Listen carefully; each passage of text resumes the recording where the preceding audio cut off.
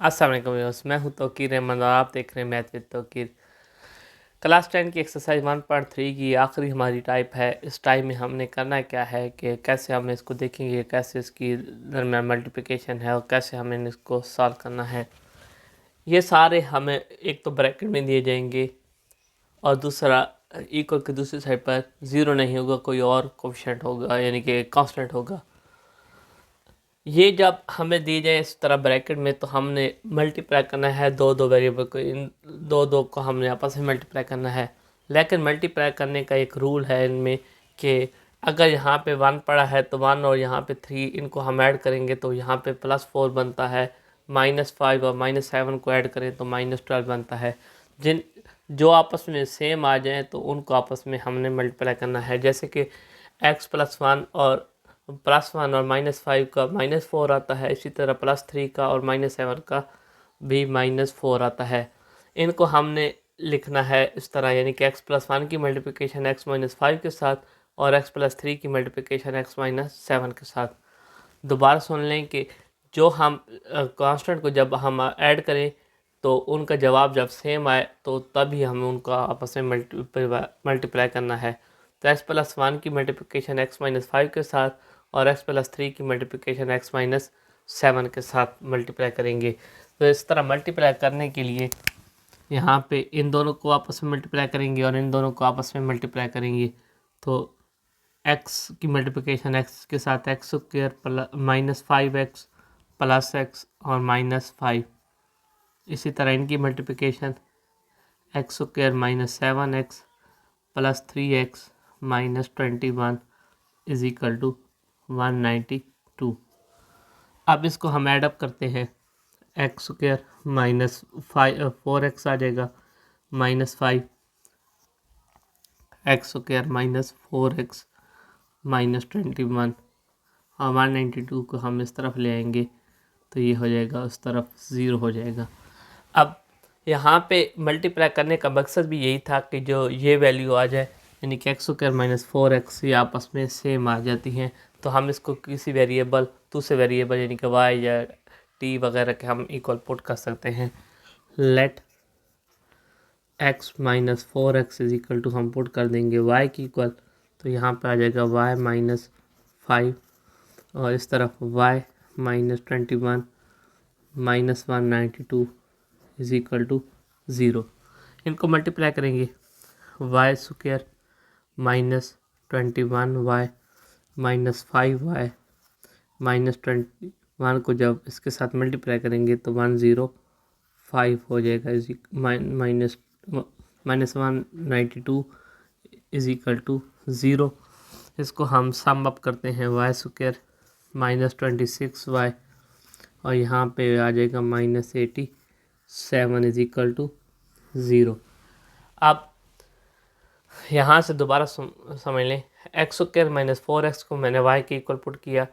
चूँकि हम इसको और इसको मल्टीप्लाई करेंगे तो फिर x⁴ आ जाएगी, जो बहुत ज़्यादा लंबा सवाल हो जाएगा। यहाँ पे वेरिएबल के बराबर पुट कर दें ताकि यहाँ से जो पावर 4 बनेगी वहाँ पे हमारे पास क्वाड्रेटिक इक्वेशन आ जाएगी। अब क्वाड्रेटिक इक्वेशन को हम सॉल्व करने के कोई भी मेथड अप्लाई कर सकते हैं। यहाँ पे 87 के फैक्टर बनाते हैं तो 87 के फैक्टर बनेंगे, 3 वाला टेबल जाता है, 3 2 ज़ार 3 9 ज़ार, तो ये हमारे पास फैक्टर बन गए 29 और 3। तो y² -29y plus 3y -87 is equal to 0। Plus minus minus -26 आ जाएगा और इनको मल्टीप्लाई करेंगे तो 87 की इक्वल आ जाएगा। तो y common y -29 plus 3 common y -29 is equal to 0। तो यहाँ पे y +3 इज इक्वल टू 0 अलहदा कर लेंगे, y -29 इज इक्वल टू 0 अलहदा। तो यहाँ पे y की वैल्यू आ जाएगी -3 और y की वैल्यू यहाँ से आ जाएगी 29।